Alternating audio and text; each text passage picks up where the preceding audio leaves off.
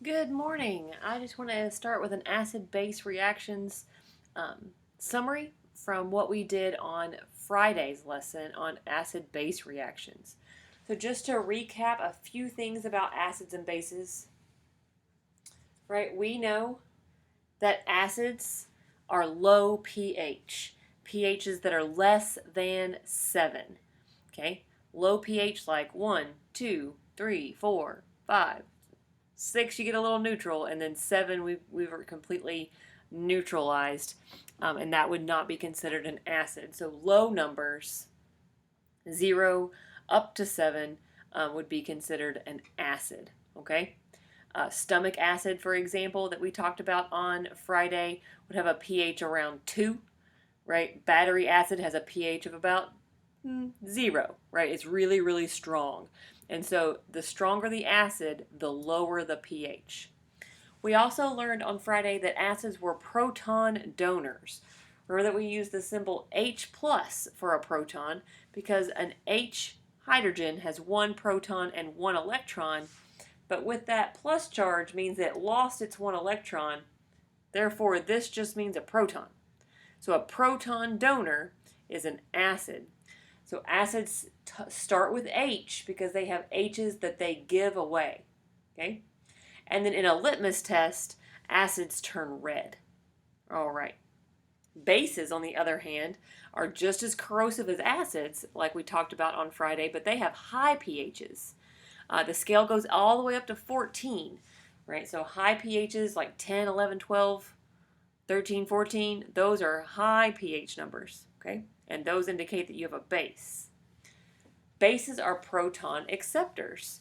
So where the acid donates a proton, it's going to give it to a base.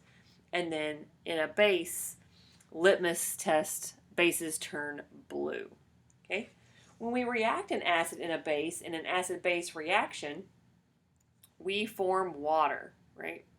And so an acid plus a base always forms salt and water. Now this salt doesn't always have to be table salt. It's not always sodium chloride. Any sort of ionic compound we refer to as a salt. But what's important here is that in an acid-base reaction, we form water.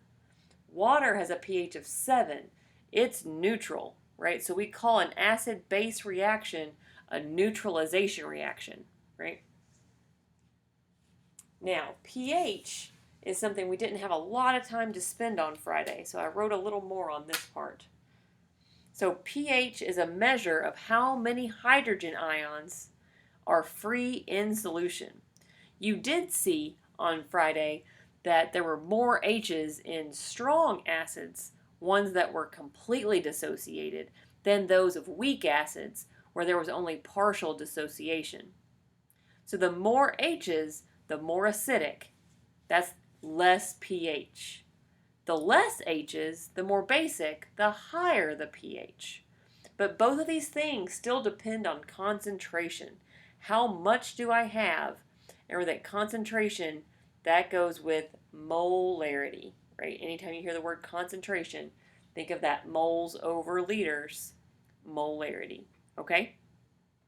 And so even though we're not going to do any pH calculations with these concentrations, I do want you to understand that kind of like golf, the lower the score, the better, right? So even though you have lower pH, like a pH of 1, that means you have the most H's in solution, okay? So it's kind of backwards, but you need to make that association there, okay?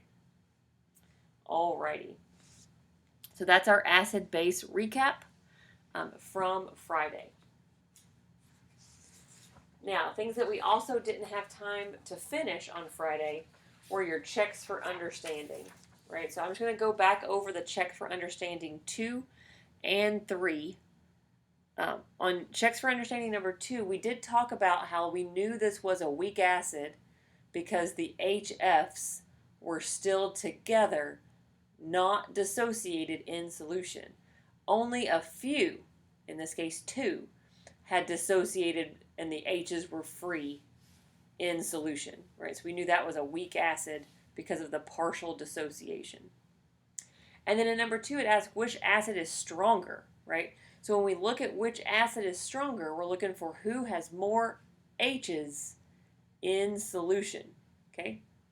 And when we look really closely, right, we see that this one has 1, 2, 3, 4, 5, 6 that are free. This one has 1,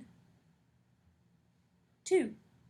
So A is stronger than B because it has more of those hydrogen ions in solution, okay?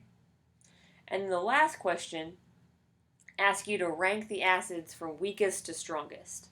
So we're also thinking about how we want to count those H's. Obviously, right, we can see the ones that have the fewest amount. This one only has 2 H's, so D would be the weakest. It would go first for our weakest to strongest. After D comes A. It has 1, 2, 3, 4, 5.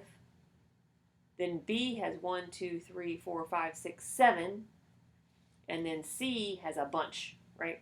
So it should go D, A, B, C on that ranking. I just want to make sure we talked about that because you might see a question very similar to this question on your final, okay? Then on the checks for understanding number 3, we really ran out of time on this one, so I'm going to zoom in here so you can see it a little clearer. So for our checks for understanding number 3, it says, if the molarities of the solutions pictured were the same, would they have the same pH? Okay, so we can already tell that the blue one is more concentrated than the red one, right? There's more stuff in this one than there is in this one. So this one's more concentrated, but it says if the molarities were the same. Okay, so if we had just as much stuff, or if we took some of this stuff away, would the pH be the same? And so in this red acid, we see that we have a strong acid because it's fully dissociated, and there's 1, 2, 3, 4, 5 H's. However, if we only have 5 of these blue ones, right, if we take away some of these, right now we've got 1, 2, 3, 4, 5, 6, 7, 8, 9, 10, 11, 12, 13, 14, 15. We have 15 particles of nitrous acid here. We only have 5 of this acid here. This one's 3 times as much concentrated, and it has 1, 2, 3, 4, 5 H's as well. So right now they have the same amount of H's, but if I took a third of this away, would they have the same pH? The answer you should say is no. No, they would not. The stronger acid, if equal concentration, would have a stronger pH, a lower pH than the weak acid. Okay? All right. Now let's get on with our lesson 4.6.